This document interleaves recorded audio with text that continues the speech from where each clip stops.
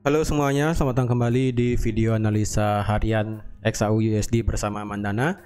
Ini adalah analisa harian XAU USD pada hari ini tanggal 16 Februari 2023 hari Kamis. Seperti biasa, jika teman-teman suka dengan videonya, teman-teman jangan lupa like dulu videonya, subscribe jika belum subscribe, hidupkan lonceng dan di-share yang sekiranya memerlukan analisa harian di XAU USD ataupun gold pada hari ini. Sebelum saya mulai, seperti biasa, disclaimer dulu ya.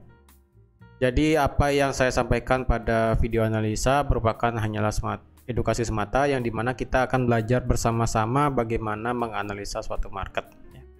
Dan juga di sini saya tidak memaksakan teman-teman dan juga tidak menyuruh teman-teman untuk open posisi. Kenapa? Karena segala kegiatan aktivitas trading itu kembali lagi ke keputusan teman-teman sendiri, yang dimana teman-teman boleh melakukan aktivitas buy dan sell karena itu merupakan akun trading teman-teman sendiri. Dan juga jika teman-teman tidak sependapat dengan apa yang saya sampaikan di video ini juga tidak apa-apa, karena setiap orang memiliki haknya untuk menganalisa suatu market dan juga setiap orang punya pandangannya masing-masing dalam menghadapi suatu market. Oke, yang penting di sini saya cuma memberikan suatu edukasi di mana kita akan belajar bersama bareng untuk menganalisa market XAU USD pada hari ini. Oke, jadi di XAU USD kemarin itu ternyata harga mengalami penurunan karena memang dampak daripada inflasi ya, dampak inflasi yang kemarin itu, dan juga dampak daripada data ini ya, core retail sales dan retail sales, yang dimana itu keluar ternyata wow, sangat luar biasa naiknya ya. Untuk core retail sales sendiri itu dari sebelumnya minus 0,9 loncat menjadi 2,3. Lalu untuk di retail sales sendiri dari yang minus 1 loncat menjadi 3%. Dan untuk Empire State Manufacturing Index ya memang masih minus, tetapi pelonjakannya itu dari yang sebelumnya minus 32,9 langsung naik lumayan jauh ya, naik 25 poin lebih itu ke minus 5,8, dimana itu sebenarnya sudah sangat bagus walaupun angkanya sih masih minus dari segi manufaktur ya. Tapi at least tidaknya harganya bukan harga, angkanya ini sudah mendekati hampir positif. Oleh karena itu kalau dilihat harga daripada XAU USD itu sedikit apa ya, bisa dibilang ya, bergerak turunnya lumayan ya, walaupun di sini newsnya ini keluar malam ya. Newsnya ini kan keluar jam setengah 10 malam dan itu tidak berdampak signifikan terhadap terhadap XAU USD. Kenapa? Karena sekali lagi market ini kan bergerak pada saat jam sesi Asia mau selesai dan pada saat jam Eropa mau buka. Ya, itu kenapa? Karena market Asia dan market Eropa itu kan belum mendapatkan yang namanya jatah, dalam artian info mengenai inflasi seperti ini ya. Oleh karena itu pada saat kemarin pagi dan siang itu data yang keluar CPI-nya itu ternyata membuat harga mengalami penurunan. Dan kalau kita lihat pada hari ini, untuk pada hari ini kita ada berita dari USD yaitu mengenai Philadelphia Fed Manufacturing Index, lalu ada employment claim seperti biasa setiap minggu, dan juga diikuti oleh PPI dan core PPI di jam setengah 10 malam. Yang dimana kemungkinan nanti akan masih bergerak marketnya, kemungkinan ya.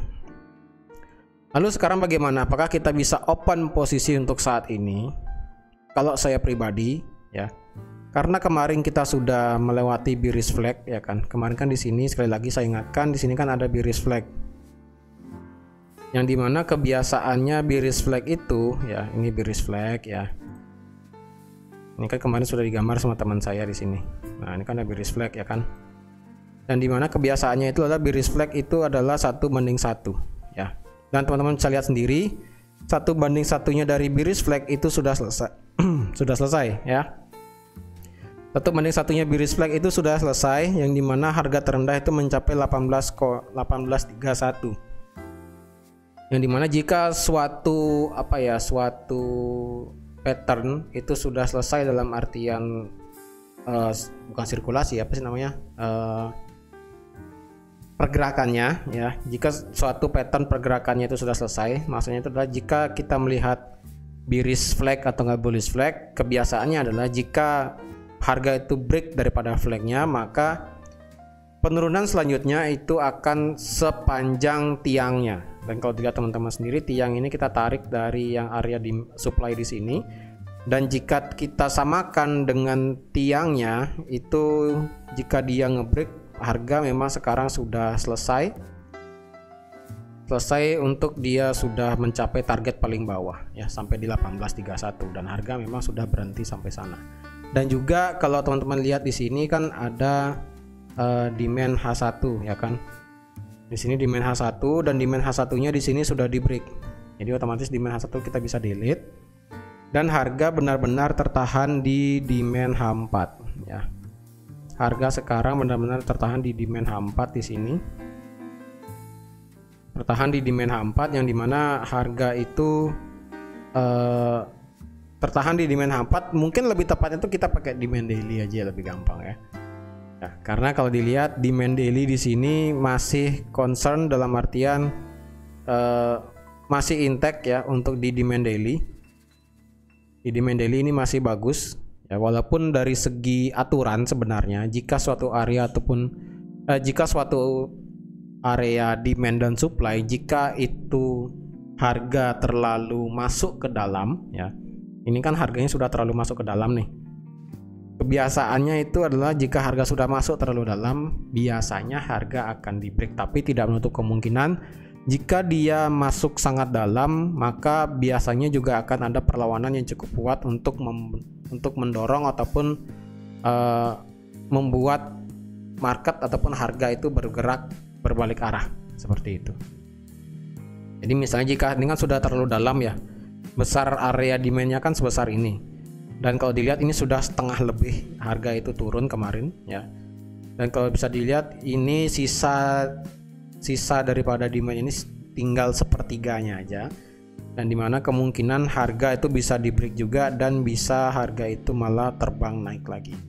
Dan jika harga itu bisa break ya, jika harga itu bisa break, maka saya rasa untuk turun selanjutnya itu bisa ke area demand berikutnya yang ada di sini.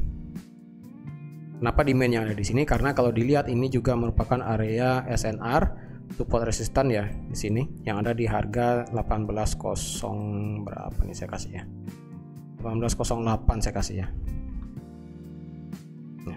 Di angka 18.08 ya. Dan saya lihat di sini menjadi area support di break, kemudian menjadi resisten, dan kemudian di sini juga ada struktur area demand ya. Jadi otomatis jika harga itu nge-break area demand daily yang di sini, kemungkinan dia akan mengejar demand yang ada di 18.08. Terus sekarang bagaimana? Apakah kita bisa open posisi? Well, kalau saya pribadi, sekarang kita ada satu struktur demand, kita ada satu struktur supply baru ya. Kita ada satu struktur supply baru yang dimana supply ini sebenarnya ada di dalam zona H4 ya, zona demand daily ya. Jadi kalau dilihat ini kita ada satu zona di supply H4 ya. Supply H4 di sini saya ganti warnanya jadi biru ya, biar kelihatan.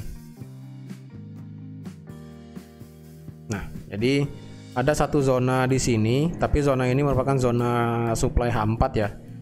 Jadi ketika ada suatu zona di dalam zona, nah maksudnya tuh ini kan di dalam zona daily ya kan. Harga sekarang masih di dalam zona daily, dan pas kebetulan juga di time frame H4 dan di time frame H1 kita ada yang namanya zona supply. Lalu bagaimana ya?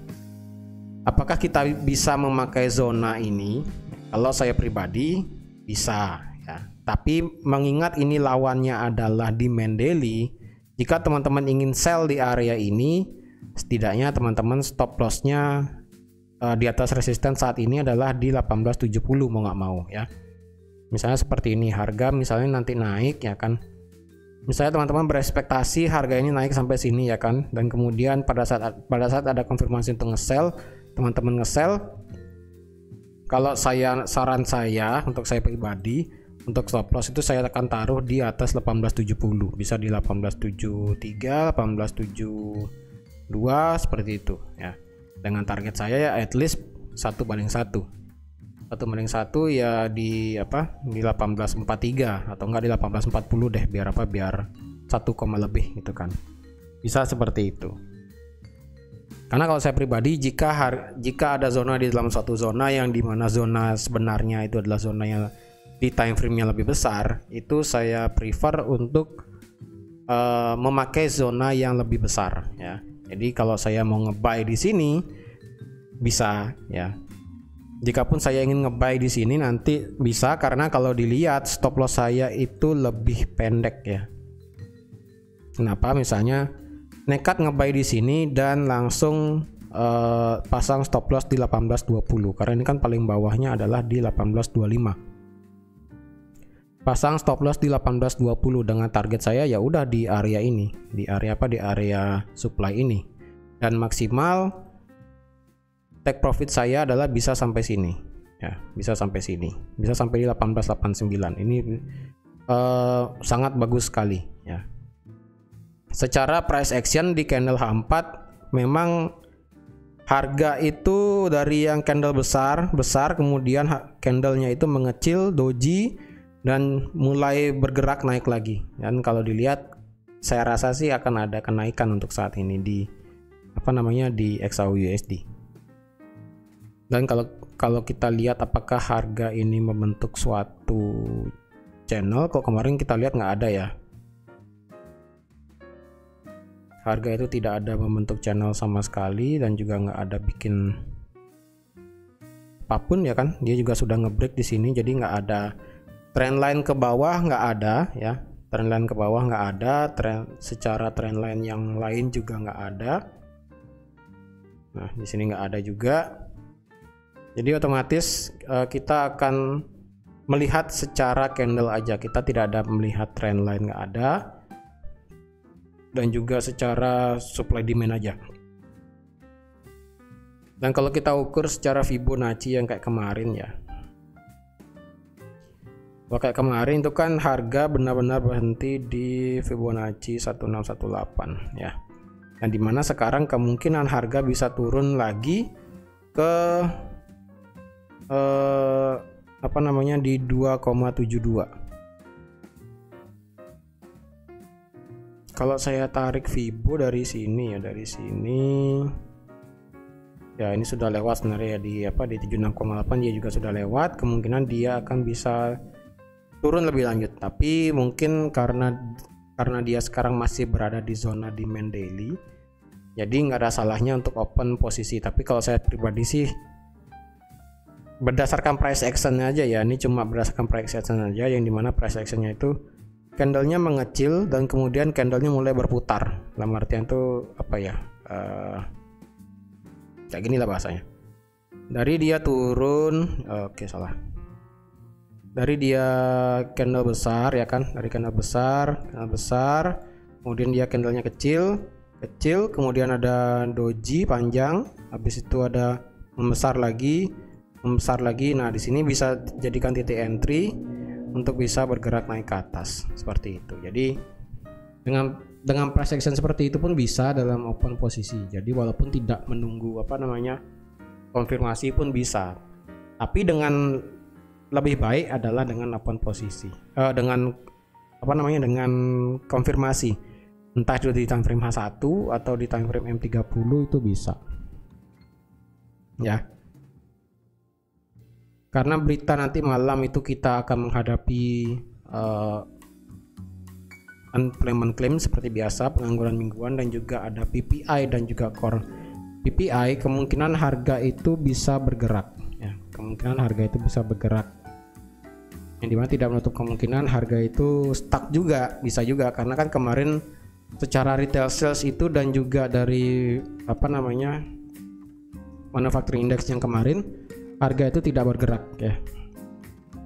Semenjak market New Eropa itu open ya, ini kan harga turun kan dari jam 10 pagi, yang dimana jam 10 pagi itu merupakan jam sesi Asia, dan kemudian turun terus sampai di market Eropa mau buka ya. Jadi penurunannya ini bisa dikatakan terjadi karena di market Asia.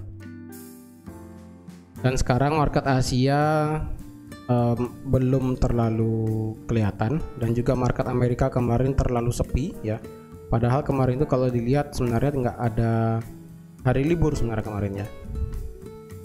Kemarin nggak ada hari libur sebenarnya untuk di Amerika, dan kenapa dia tidak bergerak tuh ya mungkin nggak pengen bergerak aja. Dan karena kalau hari ini juga nggak ada libur juga, jadi ya kita tunggu aja lah bagaimana pergerakan daripada XAUUSD. Yang ingin ngebuy, saya tidak menyarankan teman-teman untuk ngebuy seperti yang sudah saya sarankan tadi ya, karena lebih baik menunggu konfirmasi, bukan hanya sekedar untuk ngebuy di sini. Tapi kalau teman-teman mau nekat, sekali lagi ya silahkan, karena itu kembali lagi ke keputusan teman-teman untuk ambil posisi trading. Ya ini kan kalau saya pribadi sih dengan price action seperti ini bisa untuk ambil posisi ngebuy kalau saya pribadi. Tapi jika teman-teman tidak sesuai dengan sependapat apa yang saya berikan sekarang, ya nggak apa-apa juga itu kan. Lebih baik menunggu dengan ada konfirmasi, ataupun sekalian menunggu di area ini, di area 1855 untuk nge-sell juga bisa, karena ini merupakan zona fresh supply. Apalagi bisa menunggu sampai di 1885, itu merupakan sangat bagus banget untuk area nge-sell di sini. Ya. Jadi teman-teman, sekian aja untuk analisa XAUUSD pada hari ini. Terima kasih sudah menonton video ini sampai habis. Terima kasih juga sudah like, share, dan subscribe seperti biasa. Dan sampai jumpa di analisa harian XAUUSD besok. Bye bye.